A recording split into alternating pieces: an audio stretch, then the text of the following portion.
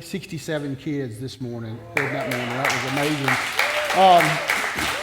South, just across the way, one of their biggest crowds yet. They meet in a classroom, but probably fixing to have to move from that classroom. They were at about 50.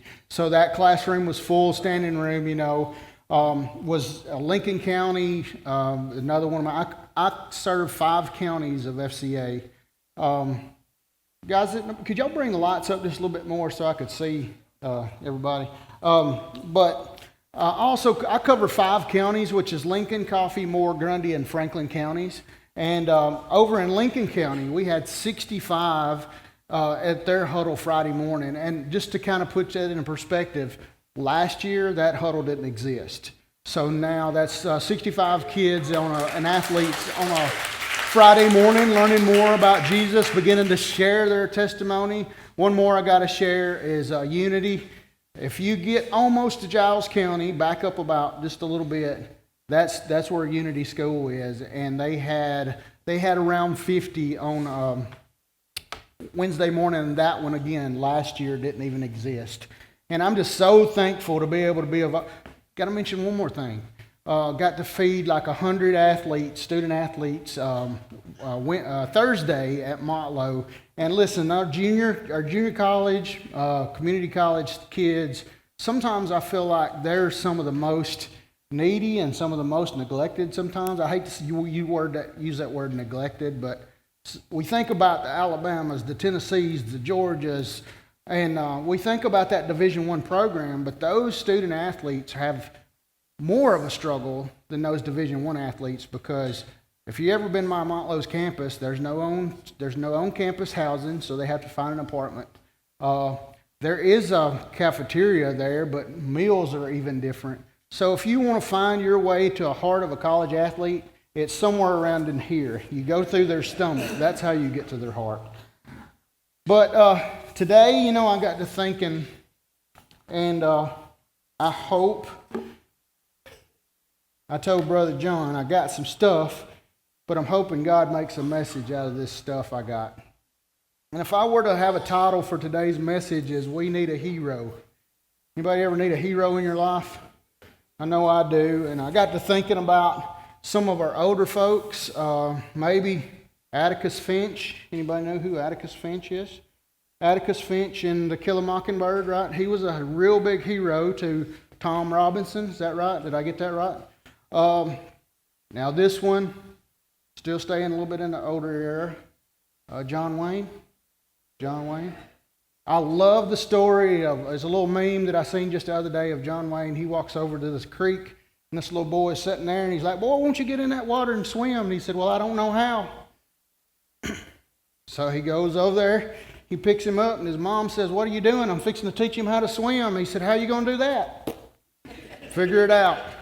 Has anybody ever had a job training like that? I mean, my last job, that's how I was trained. Hey, figure it out. So, but, John Wayne, man, so True Grit, Big Jake, and got to play Davy Crockett in the Alamo.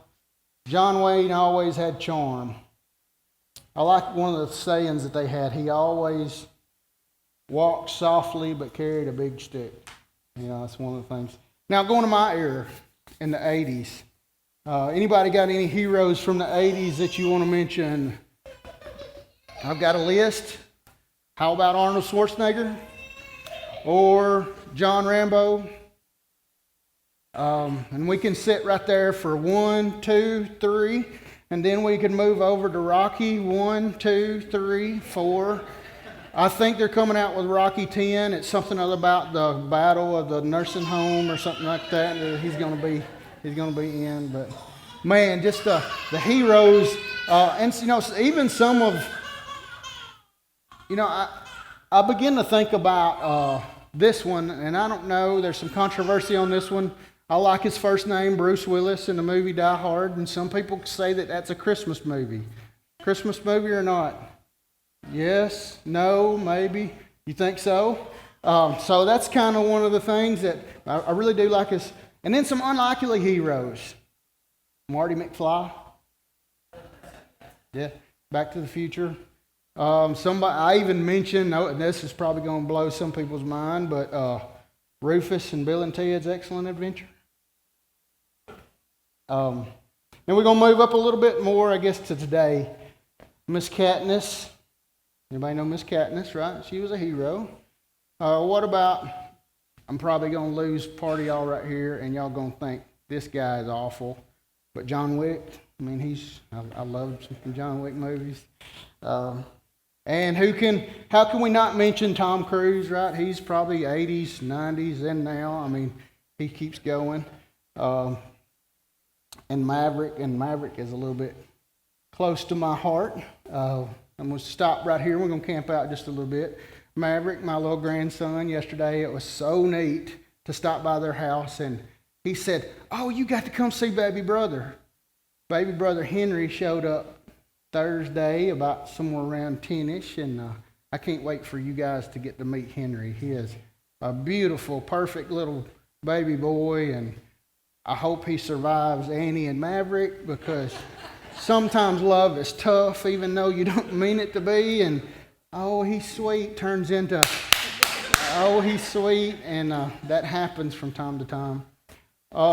And my greatest hero of all time, so I got to mention this, Little Debbie. She's been the good for me through all the ages, you know. But, you know, we need a hero. And, you know, I got to thinking, what is a hero? A hero is a person that is admired for their achievements, their noble qualities, their brave acts. For example, one who fights for a cause, defends the morals, or saves a drowning child. We need a hero. You know, I know what a lot of you would think, man, this is way too easy. I know exactly where he's going to this, because who is our hero? Jesus, right? Yeah, and why could he not be our hero? I mean, somebody that in Matthew chapter 26, and going a little farther, wait a minute, let me stop right here. I know we've had some great music. Don't y'all become a disciple on me right now. Then you'll find out what I mean by a disciple here in just a minute. And going a little farther, he fell on his face and praying said, "My Father, if it be possible, let this cup pass from me. Nevertheless, not as I will, but as you will." And he came to his disciples and found them sleeping. Everybody still with me? Okay, I don't want you to go discipleship on me there. And he came to his disciples and found him sleeping, and he said to Peter, "So could you not watch with me 1 hour? Watch and pray that you may not enter into temptation. The spirit indeed is willing, but the flesh is weak." Again, for the second time, he went away and he prayed, "My Father, if this cannot pass, unless I drink it, your will be done." Man, how can that not be my hero? Somebody that's facing the most grueling punishment that ever could be for this guy. Everybody do this right here? Everybody do this right here? Wave it around a little bit. Now turn it around. This guy, right? He paid the ultimate price.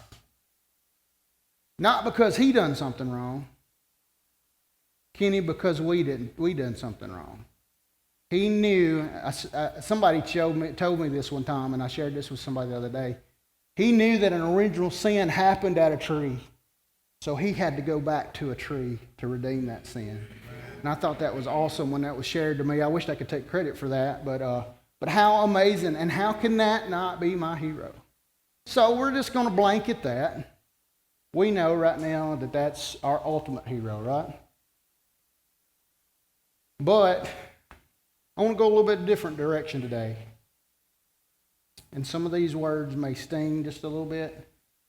And y'all just remember, we're going to have a joke or two here and there that may help that a little bit. But in Hebrews 13, chapter 13, verse 8, Jesus is the same yesterday, today, and forever. So that Jesus that died on the cross is still the same Jesus for me today, right? That Jesus that suffered all that and healed all those people are still that same person for me today. But this is the thing that I have to kind of realize, and when I wrote this, it kind of stung myself. Jesus is the same today, yesterday, and forever. But we're not. We have good days. We have bad days. We have days that we want to get up and do something and days that we don't want to do anything.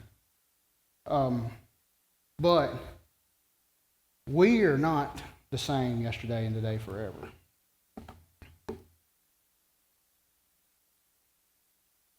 But I believe Jesus has given us an opportunity to be a hero for somebody.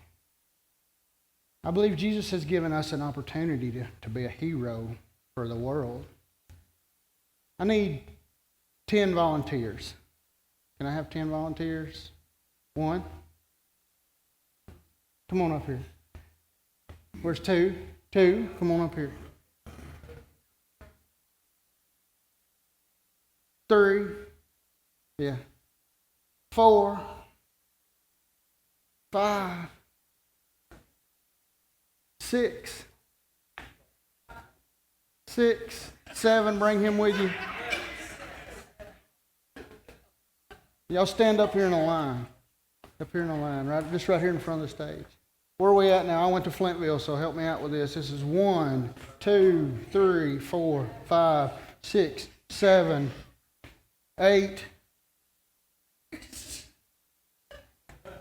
9, 10. Mr. Jeremy, you come help me. I really just wanted to see if I could get them up here. You know, Lindsay looked at me like, hey, I'll kick those feet out from under you. I looked up a number, and it kind of blew my mind. And I want to look it up in my notes so I can share this with you. In the world today, as of March of this year, there were 202,796 people. That's hard for me to digest. Can anybody picture 336,202,796 people? I think that's the same amount of people that's in the Chick-fil-A drive-thru in the morning. That's a hard number for me to digest. But you know what? I can digest 10 people. And in today's world, you know, I've seen things that says Christianity is on the decline. I've seen things that says that Christianity is suffering. But in the United States today, would you believe that 68% of people still claim to be Christians? So, 1, 2, 3, 4, 5, 6, 7. You 3 can go sit down. 7 out of 10 people claim to be Christians. Let me show you another number that I thought was pretty neat. 7 people, right? It says that each person in their lifetime will influence 10,000 people. Pretty big number, right? Are you first time with us today? No, I've been a few times. I'm Kaylin. I'm Bruce. Nice to meet you, Kaylin. Nice to meet you. Hey, Kaylin, did you know that you could influence 10,000 people in your lifetime? I had no idea. That's pretty cool. That is pretty freaking awesome. I probably need to get on with this, don't I? One person can influence 10,000 people in their lifetime. So, in today's world, as messed up as things are, if we have 1, 2, 3, 4, 5, 6, 7 people out of 10, how many people can we influence right here? 70,000. What if those 70,000 go on to influence 10,000 people? 700 million people can be influenced for Jesus Christ. Y'all go sit down.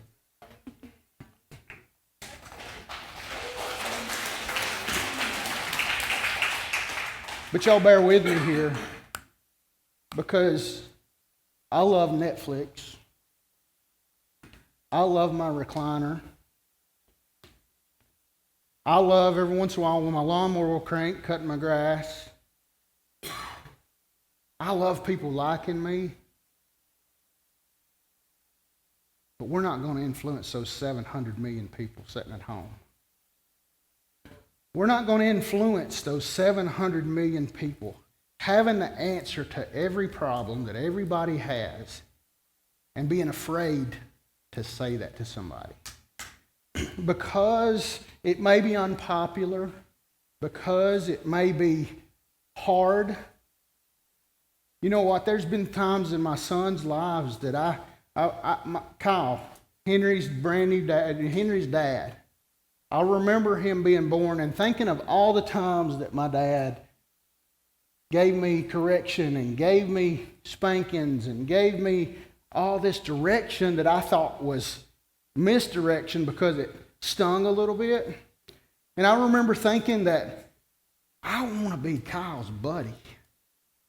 I want to be his friend. That lasted about 3 weeks. And I realized I had a decision to make. I could help him be what God would have him be by being his what? By being his dad. By not being his friend. Not condescending and not putting him down. I believe we're called to love. I believe we're called to love just like Jesus loved. But get this, Jesus loved me so much right where I was, not to leave me right where I was. In this world today, we are filled with so many problems that could be opportunities if we will take what statistics say we have and use that. If we'll take and realize that God has given us a tremendous opportunity to overcome a tremendous challenge if we will just be the hands and feet. I love this verse. And so, dear brothers and sisters, Paul said, I plead with you, give your bodies to God because all of He has done for you. Just like we mentioned in those chapters of Matthew. Man, he didn't want to go die. Who wants to go die? Nobody, right? I mean, sometimes I don't even want to get up and go cut the grass, right? And so, dear brothers and sisters, I plead with you to give your bodies to God because all of He has done for you. Let them be living in a holy sacrifice, the kind He will find acceptable. You know, a lot of times it's a sacrifice to get up and do what's not comfortable. You know, I've walked through something other a couple of weeks ago that wasn't very comfortable, and it's really started to make me question, where do I stand with my witness? Am I comfortable being uncomfortable? You know, another quote says, growth begins right at the end of, guess what? Your comfort zone. I think of all the things that are going on in this world, and I think of all the solutions that God would have us have, but it's almost like I've got the cure for everything, but I don't want to share it because it's uncomfortable.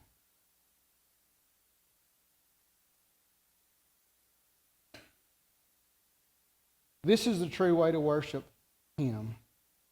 This part, I love this version. It says, do not copy the behaviors and the customs of this world. That means sometimes the things that we're going to have to say, the things that we're going to have to do is kind of like my relationship when I started with Kyle. Sometimes, Pastor, you're going to have to realize, right, that you're my pastor, not my buddy. And if I'm struggling a little bit, in love, He maybe has to help me come from the place that I am to the place God would have me to be. If I've got a friend that's struggling with something, that I can pray and seek God and help Kelly find a way from where he is to where he should be. Now, sometimes will that mean that maybe we have a struggled relationship? Yep. I remember this particular story that I had, true story of an uncle that I had. He's passed away now, and I remember going and stopping by his house as a kid, and my aunt, heaven help her, she was so naive.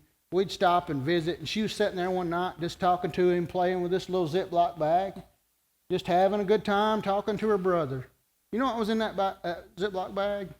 It was a bag of marijuana. She was just sitting there, just spinning around, had no idea. But that's the kind of life he led.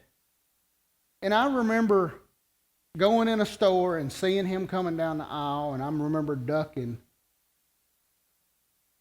and leaving and going a different direction because I didn't want to be in the presence. And there's times when we don't need to be in that. If you're not in a place with your salvation and with prayed up and ready to go, then maybe sometimes you have to get away from those situations. But thankfully, my uncle found a church one day. He found a solution one day to all that addiction that he was dealing with, and he was able to walk out of that. God didn't say,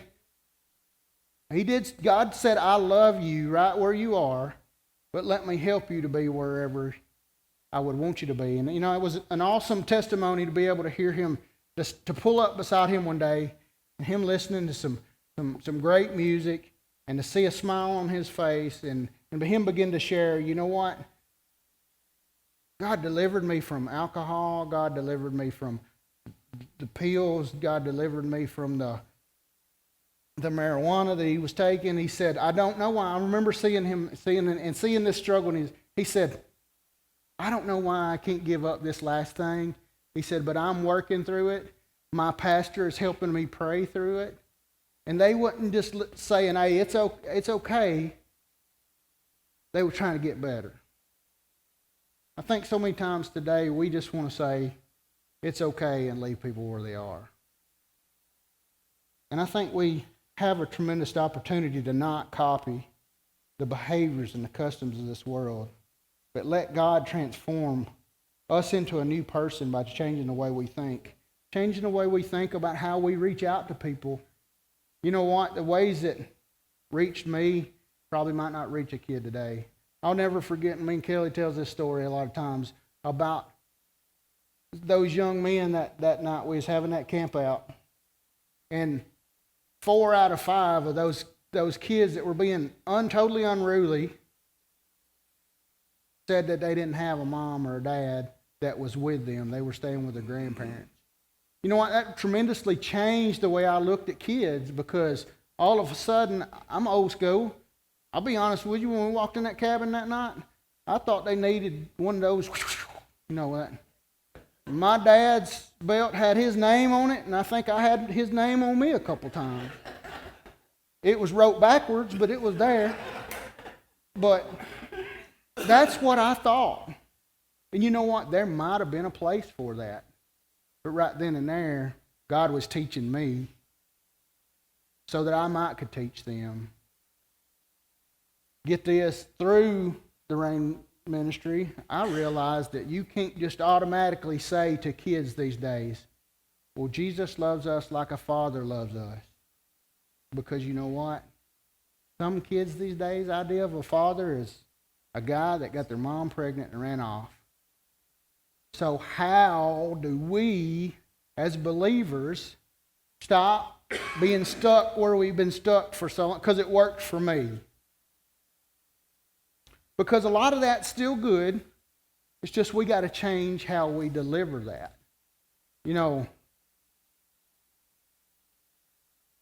And that's one thing that I still struggle with, because it's right on the tip of my tongue all the time. But I have to qualify what a true father is. Let's read on a little bit more. Then you will learn to know God's will for you, which is good and pleasing and perfect. Because of the privilege and authority God has given me, I give each of you this warning. Don't think that you are better than you really are. As we begin to help people from where they are to where God would have them to be, I'm not better than you. Just because I work for FCA, just because I get to speak, guess what? I love to say this. I'm broke just trying to get fixed just like you are. Funny story, I like to say this too. I just feel like I'm a sock on the foot of somebody important. Don't think you're better than you really are. Be honest in your evaluation of yourself. Wow, that's something I've had to start doing through the ministry of FCA. We do a thing called a ministry game plan every year. And at first, I thought it was just one of those papers that you fill out and it looks good and you pass it along. Nobody thinks about it till you do it again the next year. But this first thing that we do every year is called Lead Self. And I'm working on one of them because one of them was physically, and little Debbie keeps getting in the way of that one. But 2, leading spiritually. How do you lead yourself? How are you pouring into you so that you can pour into others? And you know what? Hearing a good sermon, getting fired up because of some good praise and worship, feeling the tingle of, a lot of times there's a little bucket right here. I don't know if Aaron gets it, but sometimes there's a little bucket that pours down right there, and I feel that right there, that little chill. But I got to carry that with me Monday morning. I've got to carry that same God of an experience into a God of a lifestyle so that I can begin to help people realize that where you are is not where you need to be, but I'm no better than you, so let's help each other get to where we should be. Now, I can do that the wrong way. I can say, can I pick on you, Miss Jessica? Is that all right? Miss Jessica, now listen. These new songs that you're singing, they're not of God.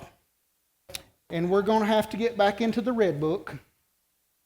And we're going to have to go back into the key of C, because if you can't sing in key of C, you can't go to heaven. We can't be making the drummer do anything but this frying egg stuff. Now, none of this Indian drumming is what I call it. See, I can do this in the wrong way, and I can make her feel bad, make me think I look good, and us not go anywhere. Or we can sit down and we can begin to grow one another.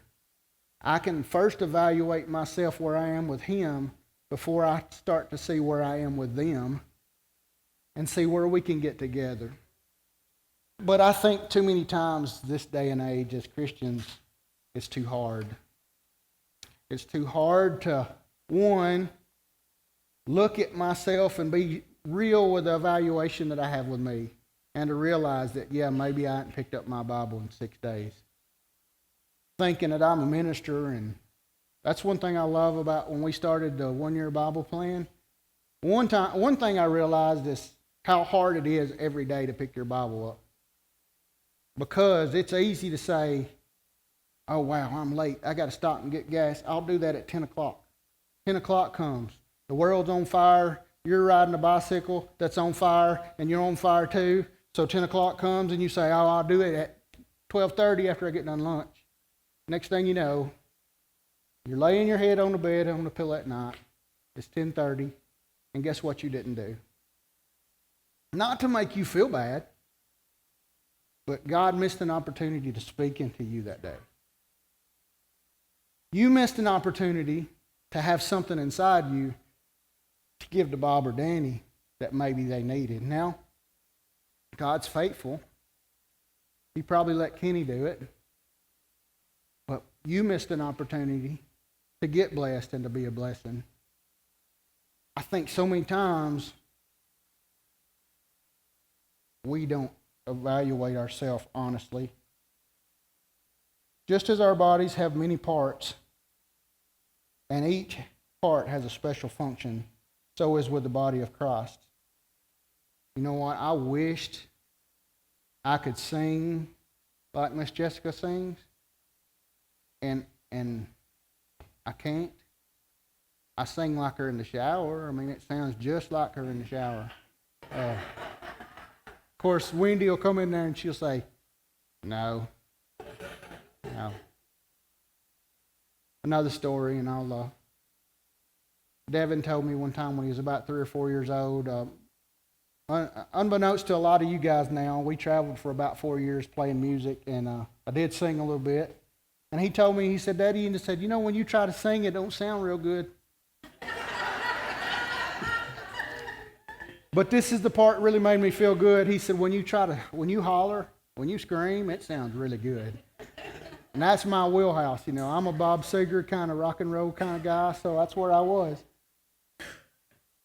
We are many parts of one body.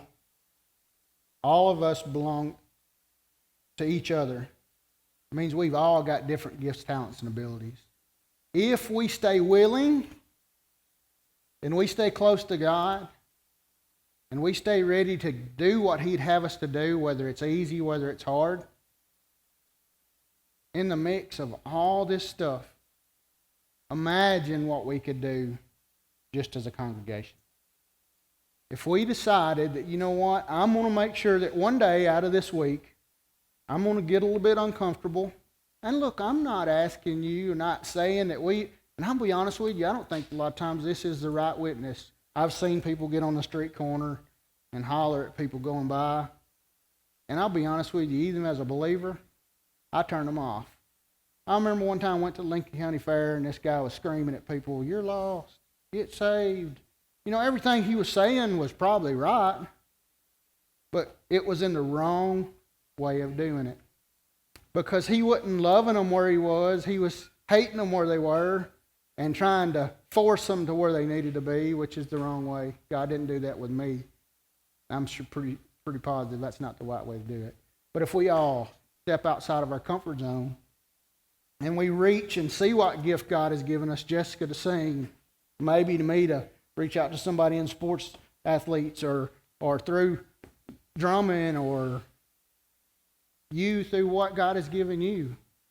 I love 1 Peter 4:10. It said each of us should use whatever gift we have received as faithful stewards. Whatever means, Scott, if you can fish, maybe you can carry somebody with you and y'all can talk about Jesus every once in a while. You know what, Jeremy, if you can tattoo, maybe every once in a while the door opens and you can share Jesus with somebody.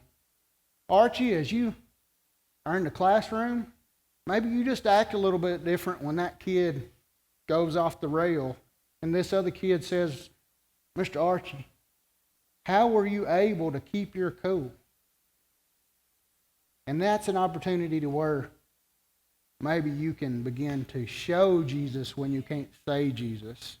So many times in our lives, we're worried about what our voice says and forget about what our body does.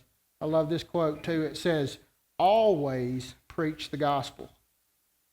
Always preach the gospel. That means when you're pumping gas, when somebody cuts you off, whenever you're ordering at the drive-thru at McDonald's and they've got your order wrong for the last 3 times and you didn't get no honey mustard sauce and the fries are cold and the burger was from yesterday. Always preach the gospel, but only use words when necessary. Let's read just a little bit more and I'm going to be done. In His grace, God has given us through different gifts doing certain things well, so that if God has given you the ability to prophesy, speak with as much faith as God has given you. If He gives you the gift of serving, serve others, serve them well. Don't just say, "I'm a servant." You get what you get. So many times people say, "This is free, so what could they really expect?" No, if I'm doing something for free, it should be as if they were paying $1 million for it. Because I'm not doing it for you, Sister Jamie. I should be doing it for God, for you, right? If your gift is to encourage others, well, be encouraging. I just want to encourage you guys. We ain't lost this thing. That's one thing that struck me about Pastor. You know, a lot of people will say from time to time, "Well, if the world don't get better, God's just going to have to come on back." I'll never forget you saying this, Pastor. My God ain't a quitter. And my God ain't giving up on this world yet. So us as a body don't need to be a retirement thought of a congregation. A lot of times people get to that retirement spot in their career. They know the next 3 weeks retirement's coming. But you know what? They're not thinking of new ideas. They're not thinking of new ways of doing things. They're thinking of what? Retirement, getting out of this place, and going fishing. As a body, We don't need to be thinking about the retirement we have. We're assured of that retirement we have. We need to make sure that we're carrying a bunch of people with us when we go retire. We need to be somebody's hero.